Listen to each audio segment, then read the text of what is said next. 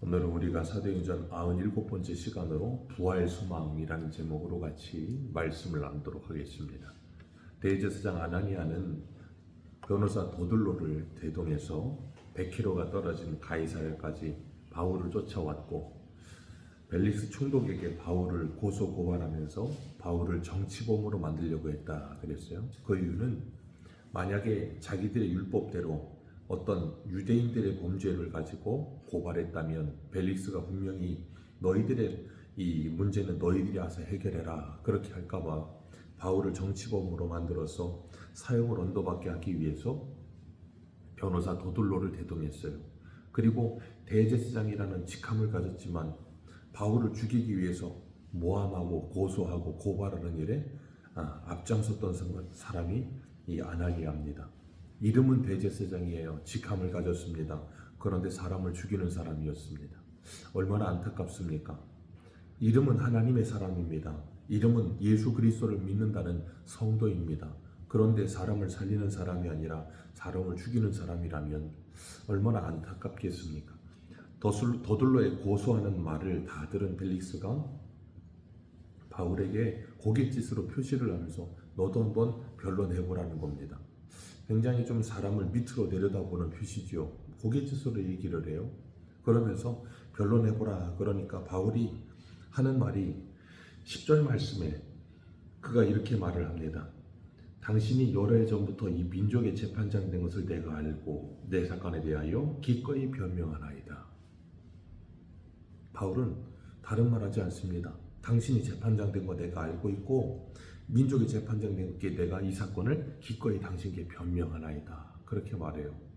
분명히 도들로는 3절에 보면 우리가 당신의 힘입어 태평을 누리고 이 민족이 당신의 선견으로 말미암아 여러 가지 개선된 것을 여러 모양 여러 곳에서 크게 감사하나이다. 그러면서 엄청나게 이제 로비를 하는 거죠. 그러면서 벨릭스에게 이제 아부를 하는 거예요. 분명히 고소하는 쪽보다는 변론하는 쪽이 재판장에게 더 잘 보여야 될 거예요. 왜냐하면 자기가 죄 없다 해도 이 사람이 잘못된 판결을 내려버리면 자기가 큰 일을 당하니까 더 잘 보이기 위해서 더 아부를 해야 될 것 같은데 바울은 그런 말 한마디도 없습니다. 그냥 있는 말 그대로 하고 곧바로 이렇게 말해요. 당신이 아실 수 있는 바와 같이 예루살렘에서 예배를 올라간 지가 열이틀밖에 되지 않았습니다 라고 이야기합니다. 그 말은 뭐냐면 내가 여기 와서 무슨 엄청난 일을 벌일 만한 시간적 여유가 없었다는 거예요. 아니 열이틀밖에 안 됐는데 무슨 일을 벌이겠습니까? 그 말이에요. 왜냐하면 24장 1절을 시작할 때 닷새 후에 대제사장 아나니아가 어떤 장로들과 그러면서 열이틀 전이니까 닷새 전이면 몇이에요? 일주일이에요. 그리고 그 전에는 거기에서 일주일 동안 결례를 지켰잖아요. 그러니까 바울이 지금 예루살렘 와서 뭐 한 게 없어요. 와가지고 야고보 만나고 일주일 결례를 해서 오해를 풀자 그래서 그거 하고 그것 때문에 문제돼가지고 잡혀서 지금 여기 온 것밖에 없어요. 그러니 내가 뭘 할 수 있는 겨를도 없고 시간도 없었다는 거예요. 그러면서 도들로가 이 사람은 전염병 같은 자라 천하에 있는 흩어진 유대인들을 소유하는 자라 그랬던 것처럼 내가 그럴 수 있을 만한 시간 여유가 없었고 내가 그런 사람 아니라고 이야기하기 위해서 내가 여기 어찌 열이틀밖에 되지 않았다라고 이야기해요. 그러면서 12절에 그들은 내가 성전에서 누구와 변론하거나 회당이나 시중에서 무리를 소동하는 것을 보지 못하였으니 아니 천하에 흩어진 유대인들을 소유하는 사람이라고 했는데 나는 누구와도 변론하거나 소동 일으킨 적도 없고 사람들 모은 적도 없다는 거예요. 그걸 그들은 본 적도 없다는 겁니다. 그러니까 이 대제사장 아나니아가 도들로 시켜가지고 고소고발한 일은 그들이 본 일이 하나도 없다는 거예요. 그러니까 증거도 없고 증인도 없고 물증도 없습니다.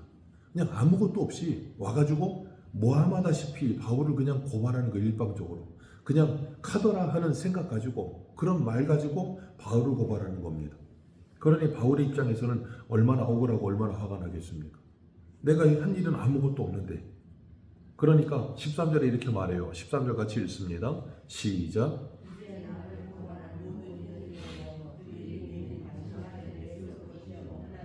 아멘. 나를 고발하는 모든 일들이 당신 앞에 내세울 것. 증인도 증거도 물증도 아무것도 내세울 게 없습니다. 그냥 저 변호사 도들로가 하는 말 외에는 아무것도 없습니다 라고 말하는 거예요. 그러면서 14절에 이것을 당신께 고백하는데 나는 그들이 이단 나사렛 이단의 우두머리라 그랬는데 나는 그들이 이단이라 말하는 그 하나님의 그 도를 따르며 조상의 하나님을 섬기고 율법과 선지자들의 기록된 것을 다 믿습니다. 그리고 그들이 기다리는 바 하나님께 대한 소망을 나도 가졌습니다. 그렇게 말해요. 그러니까 쉽게 말하면 내가 만약에 이단이라면 그들도 이단입니다. 그 말이에요. 왜요? 그들이 믿는 건 나도 다 믿는다는 거예요. 그런데 그들이 가진 소망, 그 소망이 나도 있다는 거예요. 그 소망이 뭐라고요? 부활입니다. 그러니까 지금 이 바울을 고발하러 온 사람들은 뭐 하는 사람들이겠어요? 바리새인들이겠죠. 왜냐하면 사두개인들은 부활이 없다 그랬잖아요. 그러니까 그들이 믿는 바 소망인 그 하나님께 대한 소망, 부활을 나도 믿습니다 라고 말을 하는 거예요. 그리고 그 부활은 어떤 부활이요? 15절에 보니까 의인과 악인의 부활이 있으리라 함이니이다. 우리가 부활할 때 잊지 말아야 될 것은 의인도 악인도 다 부활합니다. 네, 예수 믿는 사람도 믿지 않는 사람도 다 부활합니다. 그리고 다 부활의 몸을 입습니다. 그리고 예수를 믿는 사람도 예수를 믿지 않는 사람도 영원히 삽니다. 믿는 사람도 믿지 않는 사람도 영원히 살아요. 그래서 예수님께서 요한복음 5장 29절에 이렇게 말씀하셨어요. 선한 일을 행한 사람은 생명의 부활로, 악한 일을 행한 자는 심판의 부활로 있으리라 그러셨어요. 그리고 다 영원히 삽니다. 그런데 그 영생이라는 개념은 생명이신 하나님과 함께할 때만 영생인 거예요. 죽지 않고 영원히 산다고 해서 영생이 아닙니다. 생명이신 하나님과 단절되어 지옥에 사는 것은 영생이라고 부르지 않아요. 그렇기 때문에 잊지 말아야 될 것이 믿는 사람도 믿지 않는 사람도 영원히 산다는 거예요. 그런데 지옥에서 영원히 사는 건 차라리 죽는 것보다 못한 삶을 사는 거예요. 죽을 수가 없어요. 그 영원한 고통 속에 살아요. 그렇다고 한다면 그들에게 복음을 전해야 되는 것은 당연한 이치 아니겠습니까? 우리가 만약에 사랑하는 사람이라면, 우리가 정말 긍휼히 여기는 사람이라면 그들에게 복음을 전해야 하는 것은 너무나도 당연한 일이에요. 죽으면 끝이라면 차라리 나아요. 근데 끝이 낼 수가 없어요. 그래서 히브리서 9장 27절에 뭐라 그랬습니까? 한번 죽는 것은 사람에게 정하신 것이요 그 후에는 심판이 있으리라. 바울은 이 15절에서 이 소망을 이 부활과 연결 지으면서 그들이 기다리는 하나님을 향한 소망 나도 가졌다 그렇게 말해요. 오늘 우리들도 이 부활의 소망이 있는 줄로 믿습니다. 이 부활의 소망이 있기 때문에 성도는 이 세상을 살아가면서 세상에서 두려움이 사라져가는 거예요. 어떤 두려움이요? 죽음에 대한 두려움이요. 히브리서 2장에 우리 히브리서 2장 한 구절만 찾겠습니다. 히브리서 2장 14절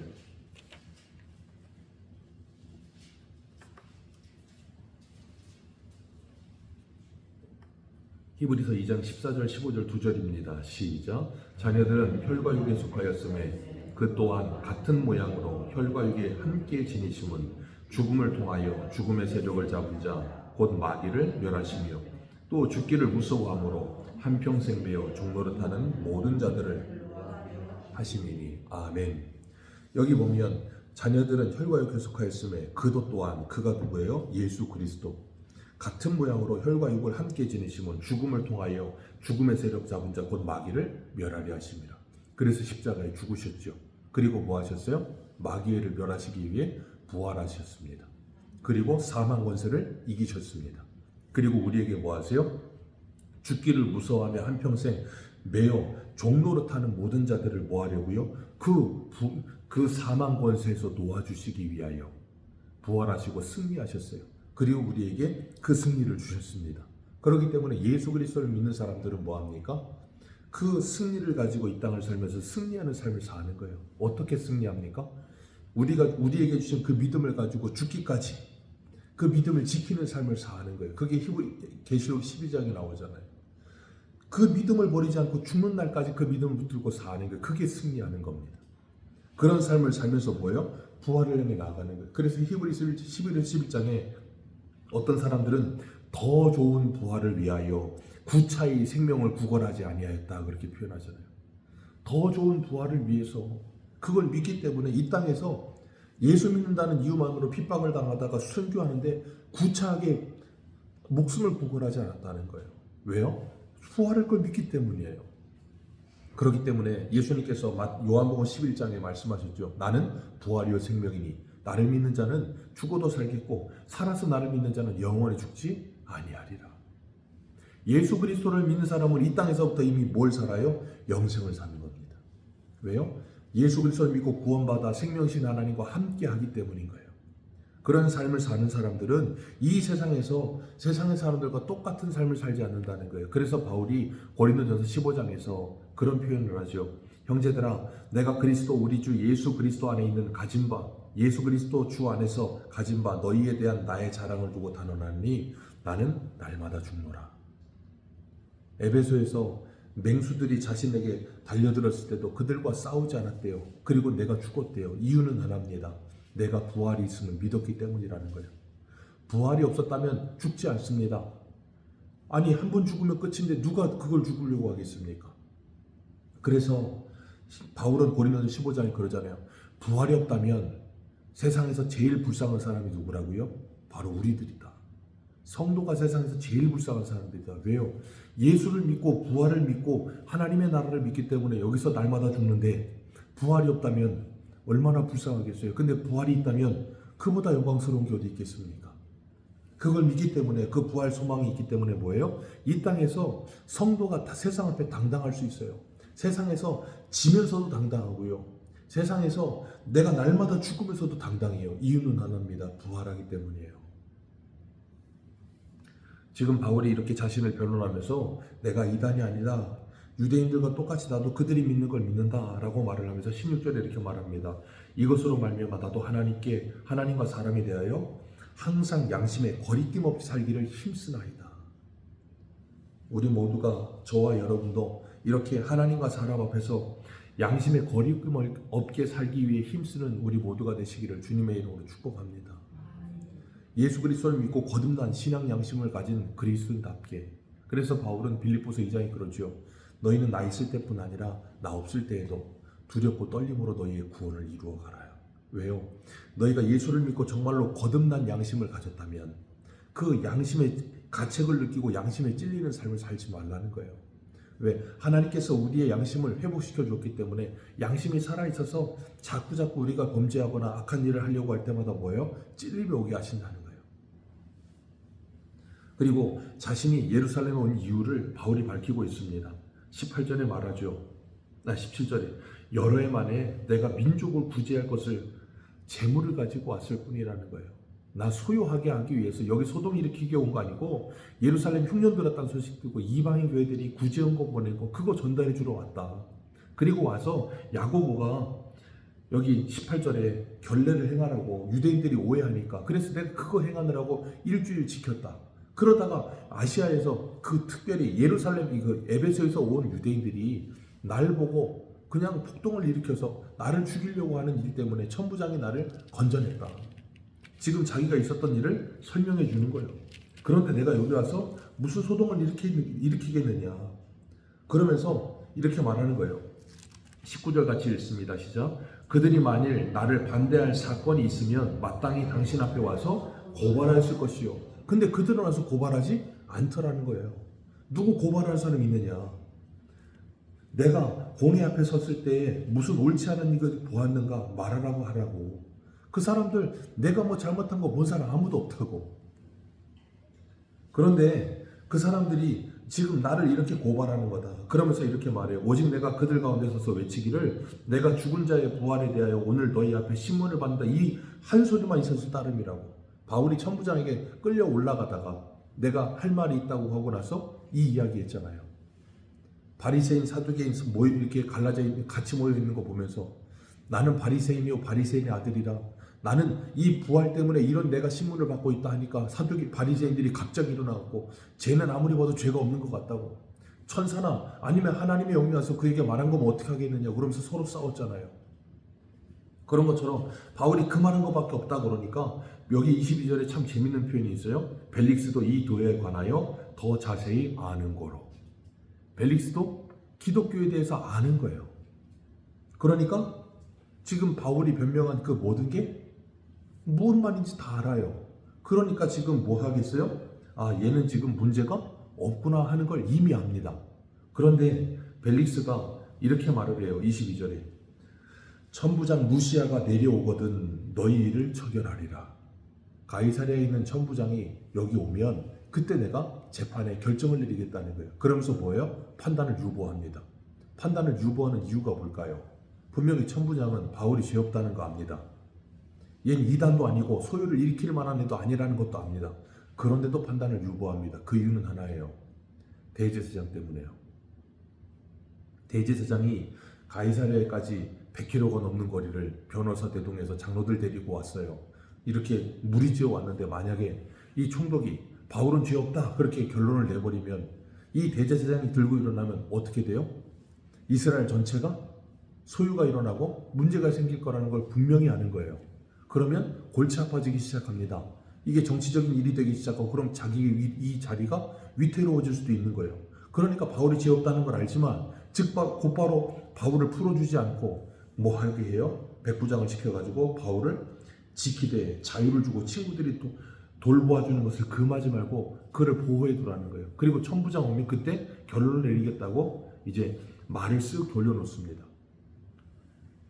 그러면서 뭘 해요? 자기 자리를 지키기 위해서 애를 쓰고 있는 걸 봐요. 세상이 그래요. 무엇인가 우리가 세상을 살면서 내가 억울하고 내가 잘못한 것이 없고 내가 모함을 당하고 그래서 나는 죄 없다고 내 진실을 말을 했는데도 진실이 통하지 않을 때 있습니다. 그러다 보면 얼마나 화가 나고 얼마나 억울하겠습니까? 우리가 잘 알고 있는 요셉도 형들의 미움을 받아가지고 팔려가고 보디발의 아내의 모함을 받아서 감옥까지 갑니다. 얼마나 억울하겠습니까? 그래서 바로 왕의 술 맡은 관원장, 떡 맡은 관원장 꿈을 해석해 주잖아요. 그러면서 술 맡은 관원장한테 당신이 복직되거든 나를 기억해 달라고. 그런데 그 술 맡은 관원장이 복직되고 나서 3년이나 요셉을 잃어버립니다. 그때 요셉이 얼마나 화가 났겠어요. 그런 생각 안 들었겠습니까? 나는 여기 있을 만한 죄를 지은 사람 아니라고. 나 억울하다고. 근데 그 술 맡은 관원장이 복직되고 나서 바로 옆에 가는데 3년을 요셉을 기억질 않아요. 그러다가 나중에 바로가 꿈을 꾸니까 그제서야 요셉을 기억해서 꿈을 해몽해 줄 사람이 있다고 그때서야 기억을 합니다. 바울도 마찬가지예요. 자기가 죄 지은 게 없습니다. 모함을 받았을 뿐입니다. 그래서 진실을 다 이야기했습니다. 벨릭스도 그걸 압니다. 그런데도 벨릭스가 바울을 풀어주지 않아요. 분명히 주님께서는 바울에게 뭐라 그러셨어요? 그 유대인들이 바울을 죽이겠다고 달려들 때 그 밤에 주님께서 바울 곁에 서서 뭐라 그러셨습니까? 네가 이 유대에서 이렇게 나에 대해 증언한 것처럼 로마에 가서도 증언하여야 하리라 그러셨단 말이에요. 하나님의 음성까지 들었습니다. 그리고 자기가 로마로 가려는 소원도 가지고 있었습니다. 그런데 지금 여기까지 왔어요. 그럼 바울 마음에 어떤 생각이 있을까요? 로마로 가고 싶은 간절함이 있지 않겠습니까? 그리고 그 마음이 조급하지 않겠습니까? 왜냐하면 이 당시 바울은 이제 인생의 노년대였거든요. 그런데 바울은 이런 일을 당하는데도 억울해하거나 조급해하지 않아요. 이유는 하나입니다. 주님께서 분명히 바울을 로마로 가야 하리라 그렇게 말씀하셨거든요. 그러면 어떻게 될 거라는 걸 믿어요? 그 전능하신 하나님께서 반드시 나를 그 로마로 보내실 걸 믿는 거예요. 그렇기 때문에 그 억울함 속에서도 바울이 그들과 대항하거나 싸우거나 뭘 하지 않습니다. 왜요? 아까 말씀을 나눴던 것처럼 부활의 소망이 있었기 때문에. 나는 에베소에서 그들과 싸우지 않았던 것처럼 여기서도 싸우지 않는다는 거예요. 주님께서 나를 데리고 가시리라는 그 말씀을 믿었기 때문에 로마로 갈 거라는 걸 확신하고 담대하게 그 자리를 지킬 수 있었던 거예요. 때로는 억울할 수 있습니다. 때로는 화가 날 수 있고 조급할 수도 있습니다. 그러나 바울이 말했던 것처럼 나는 부활의 소망이 있기에 잠잠하게 오늘도 날마다 죽노라. 그 고백을 하면서 조금은 세상 사람들이 볼 때는 미련해 보일 수 있고 조금은 우리의 본성대로라면 화가 날 수도 있고 그렇지만 기억할 것은 이 모든 것을 누가 바라보고 계세요? 하나님께서 바라보고 계십니다. 그리고 하나님께서 그 모든 일을 하나님의 뜻대로 이루어 주시고 그 마지막에 계시록 7장의 말씀처럼 우리의 눈에서 눈물을 닦아주실 날이 올 겁니다. 우리가 그 모든 판단을 유보하는 이 세상 앞에 그 모든 판단을 주님께 맡겨드리고 오늘도 믿음으로 서는 저와 여러분들 되시기를 축복합니다. 기도하겠습니다.